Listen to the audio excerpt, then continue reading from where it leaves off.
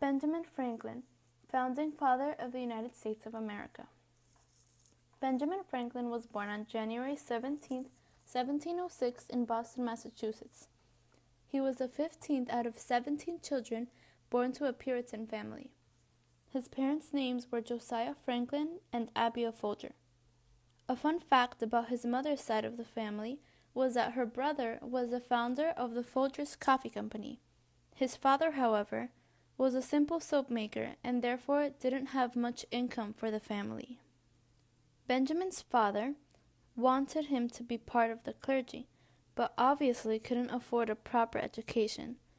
Benjamin only had 2 years of a formal education as a child, and all the rest of his knowledge was acquired by his own reading and research. At a young age, he was apprenticed to his brother James, who was a printer. Benjamin had huge ideas of how to make the printing company a success, but his brother considered him too young to have any input. Benjamin secretly began writing for his brother's newspaper, but soon he ran away all the way from Boston to Philadelphia because he was very unhappy.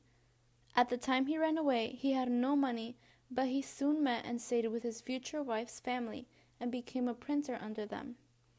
Benjamin married Deborah Reed in 1730. What many people don't know was that he wasn't actually married religiously.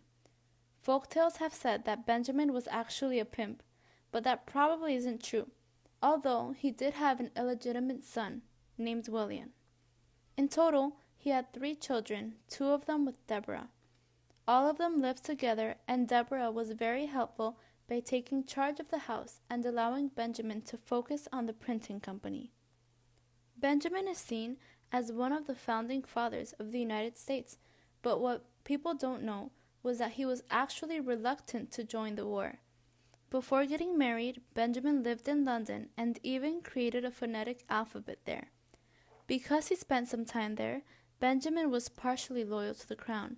In fact, when his son William became an adult, he made the decision to remain loyal and became New Jersey's royal governor. However, Benjamin remembered the injustice when working under his biological brother and decided to fight for freedom. Franklin was a Federalist, and although he didn't physically fight in the war, he was the brains behind it. Having a good name on both sides of the Atlantic definitely helped with Benjamin's contribution to the war.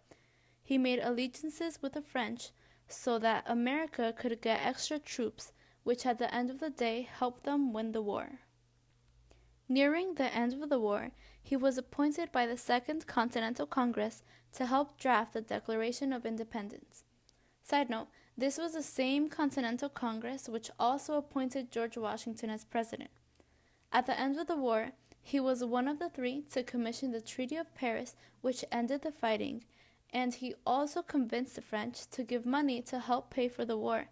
It turned out to be the most significant financial war effort. When the war was over, he continued to dedicate himself to science and writing. He discovered electricity in his most famous key and kite experiment. He also printed Poor Richard's Almanac, which brought on his pseudonym Poor Richard and became a significant piece to read during his time. Also where we get the quotes as, "Speak a little, do much," and "A friend in need is a friend indeed."